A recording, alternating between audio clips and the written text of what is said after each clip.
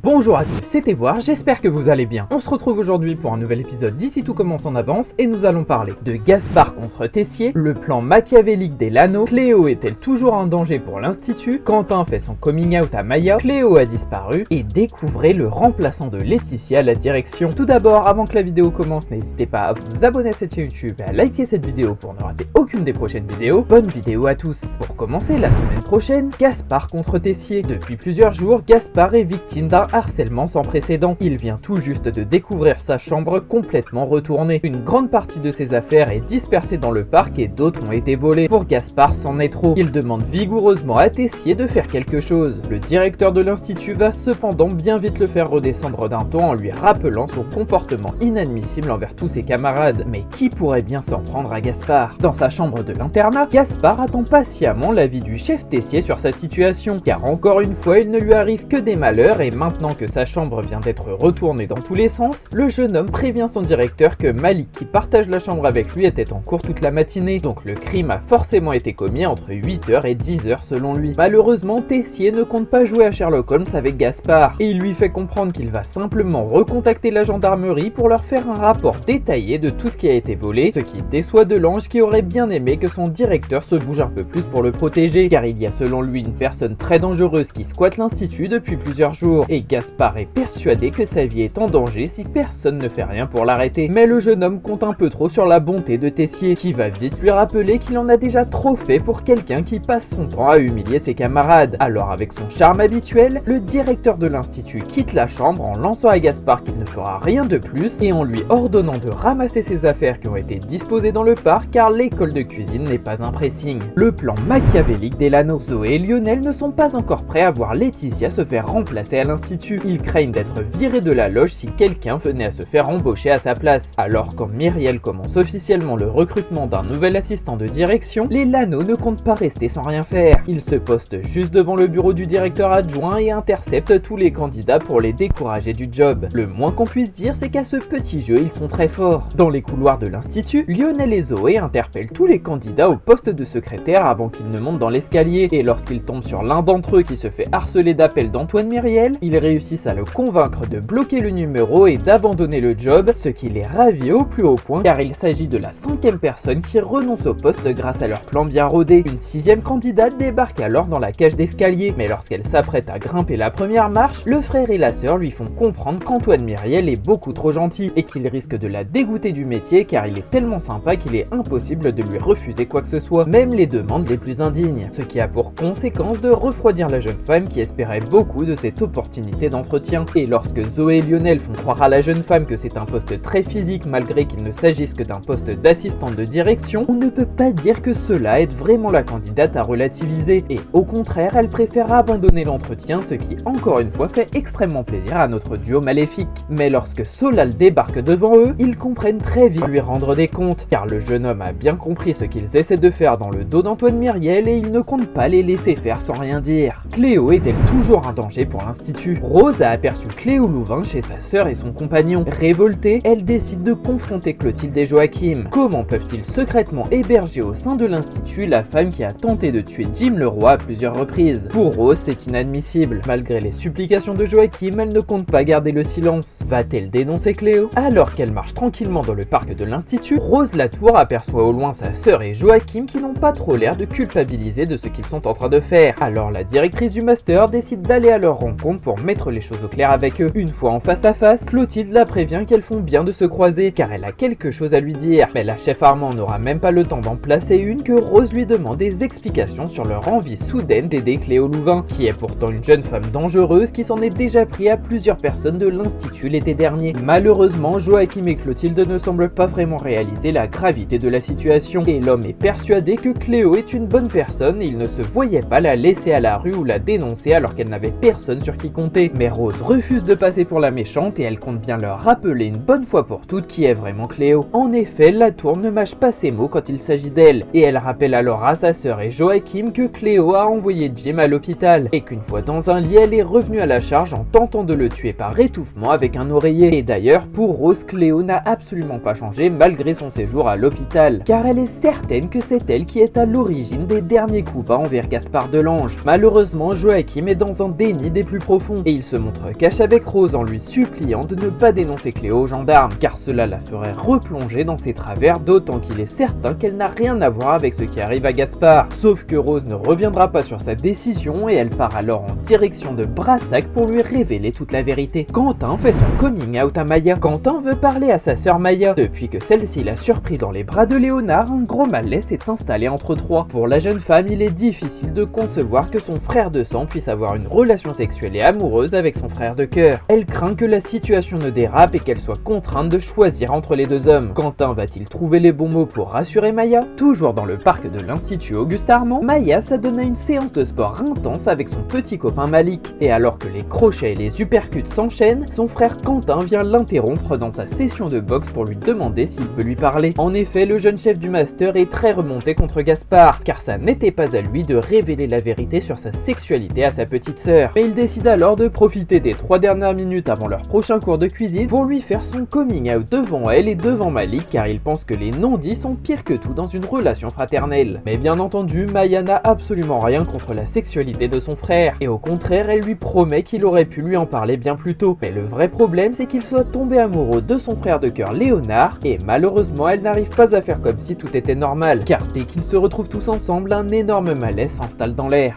Malik décide alors d'intervenir en rappelant à sa copine que Léonard et Quentin n'ont absolument aucun ADN en commun, et il lui promet à son tour qu'elle n'aura jamais à choisir qui que ce soit si jamais ils envisageaient de se séparer, ce qui n'était pas gagné mais qui finit malgré tout par rassurer Maya sur cette drôle de situation. Maya décide alors de faire un gros câlin à Quentin, ce qui prouve qu'elle est prête à lui faire confiance et à accepter sa relation avec Léonard. Cléo a disparu. C'est la panique pour Clotilde et Joachim. Cléo a disparu. Ils ne savent même pas si la jeune femme se trouve encore à l'institut. Persuadée qu'elle n'est pas nette et potentiellement coupable du grave harcèlement que subit Gaspard ces derniers temps, la chef Armand a décidé de prévenir la police. À l'entente de cette annonce, Joachim se met en colère. A-t-il raison de croire encore en son innocence? De retour chez elle, Clotilde Armand retrouve son mari Joachim et elle lui demande tout de suite s'il a des nouvelles de Cléo, mais à sa grande surprise, l'homme a essayé de la joindre plusieurs fois et elle ne répond toujours pas depuis qu'elle a disparu de chez eux, ce qui commence sérieusement à les inquiéter. Du moins, c'est ce que Joachim ressent, et l'homme semble prêt à faire le tour du parc de l'Institut pour tenter de retrouver celle à qui il tient tant. Mais Clotilde lui révèle alors qu'elle a ouvert les yeux sur Cléo et qu'il ne sera pas nécessaire de la retrouver, car elle a déjà contacté le capitaine Brassac pour le prévenir que la jeune femme squatte l'école de cuisine depuis plusieurs jours. En prenant connaissance de cette information, Joachim a les nerfs à vif. Il s'énerve directement contre sa femme en lui affirmant que Cléo n'a rien à voir avec ce qui arrive au jeune Gaspard. Mais Clotilde ne compte pas laisser son mari se faire manipuler plus longtemps et elle fait alors tout son possible pour qu'il ouvre les yeux sur les vraies intentions de la jeune Louvain. Malheureusement, rien n'y fait. Guéraud reste sur sa position et croit dur comme fer que Cléo a pu changer grâce à son séjour à l'hôpital. Et il ne comprend pas comment Clotilde a pu mener sa petite enquête dans son dos pour pouvoir la dénoncer à la police sans rien lui dire. Mais soudain, alors que la tension est à son comble, Joachim reçoit un message de Cléo, le prévenant qu'elle a pris peur en apprenant que Rose la soupçonnait d'être responsable du malheur de Gaspard. Et même si elle risque de le regretter très rapidement, Clotilde accepte de laisser son mari retrouver Cléo pour tenter de la raisonner, ce qui n'est à mon avis pas du tout la meilleure idée. Enfin, la semaine prochaine, découvrez le remplaçant de Laetitia à la direction. Lionel et Zoé Lano ont mis en place un plan machiavélique pour faire fuir les candidats au poste d'assistant de direction et pour conserver leur place à la loge. Cependant, Tessier et Myriel ne sont pas dupes. Pour les punir, ils ont tout simplement décidé de leur offrir le job et toutes les missions qui l'accompagnent. Commande, planning, facture, café, Lionel ne risque pas de s'ennuyer aujourd'hui. Alors que le chef Tessier et son directeur adjoint discutent des dernières choses à régler pour leur école de cuisine, Lionel Hano arrive enfin dans la pièce et on peut dire qu'il est accueilli comme un roi par ses directeurs. Et il demande alors au jeune homme par quoi souhaite-t-il commencer. Les yeux écarquillés, Lionel comprend alors que Myriel et Tessier ont pris connaissance du petit plan qu'il a mis au point avec sa sœur pour éviter que quelqu'un ne remplace Laetitia. Et il apprend également que si personne ne semble intéressé par le poste par sa faute, eh bien ses directeurs lui proposent de prendre la place de Laetitia. Le jeune chef se sent alors très bête d'avoir été pris la main dans le sac et il accepte donc de traiter les dossiers sans broncher et il semble même prêt à accepter de préparer un café et des petits sablés pour son chef Tessier adoré comme un véritable petit assistant de direction. Mais alors qu'il s'apprête à trier les factures afin de les numériser, Lionel tombe sur un post-it où il est écrit urgent avec le nom de plusieurs jeunes chefs du master et il en profite alors pour prendre une photo très discrètement avec son téléphone portable pour pouvoir la montrer à ses camarades. Cette vidéo est déjà terminée, j'espère sincèrement qu'elle vous aura plu. Je vous le rappelle, n'hésitez pas à vous abonner à cette chaîne YouTube et activer la cloche pour ne rien louper. C'était été voir.